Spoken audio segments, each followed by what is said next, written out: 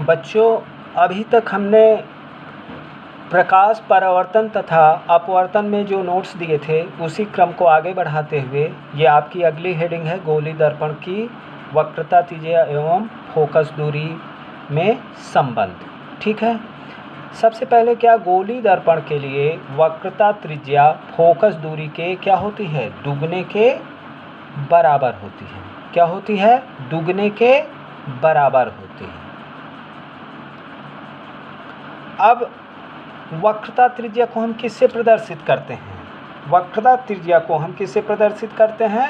r से। वक्रता त्रिज्या को किससे प्रदर्शित करते हैं? r से। और फोकस दूरी को किससे करते हैं? स्मॉल f से। तो परिभाषा के अनुसार ये क्या हो जाएगा? r बराबर 2 इंटू एफ। r बराबर क्या हो जाएगा? 2 इंटू एफ। ठीक है, और फिर इसी को हम क्या लिख सकते हैं? फोकस दूरी बराबर वक्रता त्रिज्या बटे 2। यानी हम कह सकते हैं कि फोकस दूरी क्या होती है? वक्रता त्रिज्या की आधी होती है। ठीक है ना? क्या होती है? वक्रता त्रिज्या की आधी होती है। अब देखिए, दर्पण द्वारा प्रतिबिंब का बनना। अब हम ये देखेंगे कि अवतल दर्पण में वस्तु कहाँ पर स्थित है और उसका प्रतिबिंब कहाँ पर बनेगा और प्रतिबिंब की आकार और उसकी प्रकृति कैसी होगी। सबसे पहले हम देखते हैं अवतल दर्पण में वस्तु कहाँ पे स्थित है? अनंत पर। वस्तु कहाँ स्थित है? अनंत पर। जब वस्तु अनंत पर स्थित होगी तो उसका प्रतिबिंब कहाँ बनेगा? फोकस एफ पर बनेगा। कहाँ बनेगा? फोकस एफ पर बनेगा। और उसकी प्रकृति कैसी होगी? वास्तविक होगा। वस्तु से बहुत छोटा होगा। क्या होगा? वस्तु से बहुत छोटा तथा उल्टा बनेगा। कैसा होगा?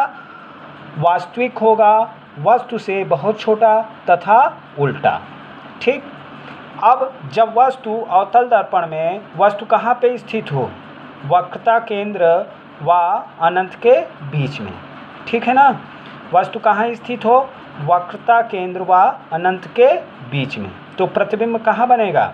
Focus F. फोकस एफ तथा वक्रता केंद्र के बीच में। और वो कैसा होगा? वास्तविक होगा। कैसा होगा? वास्तविक होगा और वस्तु से छोटा होगा। कैसा होगा? वास्तविक होगा और वस्तु से छोटा तथा उल्टा बनेगा। ठीक है ना? अब जब अवतल दर्पण में प्रतिबिंब कहाँ पे स्थित है?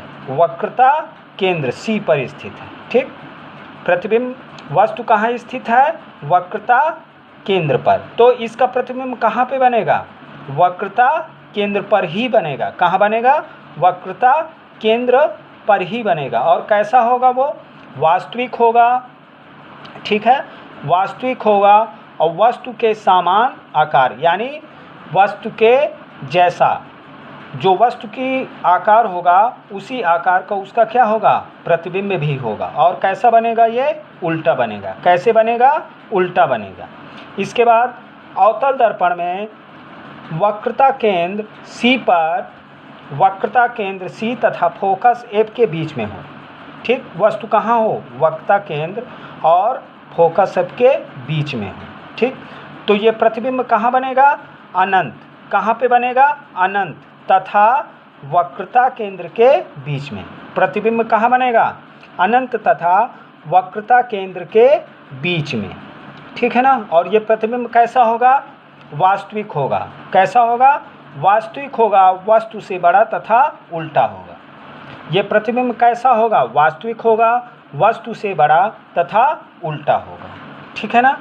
अब देखिए, जब अवतल दर्पण में वस्तु कहाँ स्थित है? फोकस एफ पर स्थित है। कहाँ पे स्थित है? फोकस एफ पर स्थित है। ठीक है ना? अवतल दर्पण में वस्तु कहाँ स्थित है? फोकस एफ पर स्थित है। उसका प्रतिबिंब कहाँ बनेगा? अनंत पे बनेगा। और प्रतिबिंब की प्रकृति कैसी होगी? वास्तविक होगी और वस्तु से बहुत बड़ा।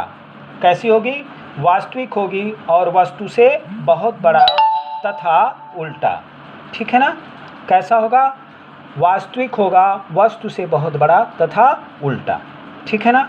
अब देखिए, अवतल दर्पण में वस्तु कहाँ स्थित है? दर्पण के ध्रुव P, ठीक, दर्पण के ध्रुव क्या P से तथा फोकस F के बीच में। वस्तु कहाँ स्थित है? दर्पण के ध्रुव तथा फोकस F के बीच में, ठीक है ना। तो प्रतिबिंब इसका कहाँ बनता है? दर्पण के पीछे। कहाँ बनता है? दर्पण के पीछे। और कैसा होता है वो? आभासी होता है। कैसा होता है? आभासीय, ठीक। और वस्तु से बड़ा। और कैसा होगा?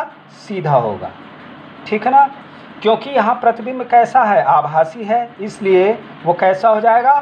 सीधा बनेगा और वस्तु से बड़ा बनेगा। अब इसी में हम लोग सबसे पहला, जब वस्तु अनंत पर स्थित है तो वो किस प्रकार से प्रतिबिंब का निर्माण करेगी, इसको देखते हैं। तो सबसे पहले आपका है जब वस्तु अनंत दूरी पर है, ठीक है ना। सबसे पहले क्या? जब वस्तु कहाँ स्थित है? अनंत दूरी पर है, ठीक है ना। सबसे पहले देखेंगे हम कि वस्तु कहाँ स्थित है? अनंत दूरी पर स्थित है। देखिए, ये वस्तु आपकी क्या हो गई? ए और बी। ये आपकी वस्तु क्या हो गई? ए और बी। और ये क्या हो गया आपका? अवतल दर्पण। क्या हो गया? ये आपका अवतल दर्पण, ठीक है ना।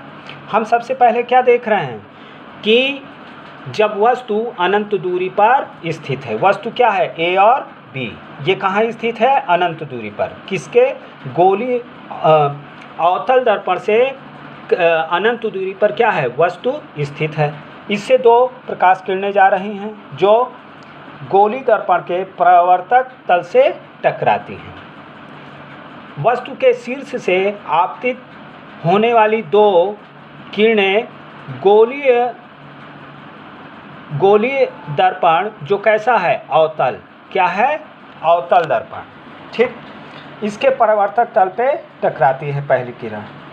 वो कहाँ से आ रही है? फोकस F से आती हुई प्रतीत हो रही है। यानी ये क्या है? आपतित किरण हो गई। और परावर्तक तल से टकराने के बाद ये परिवर्तित होकर ये आपका क्या है? मुख्य अक्ष है, इसके समांतर चली जाती है, ठीक।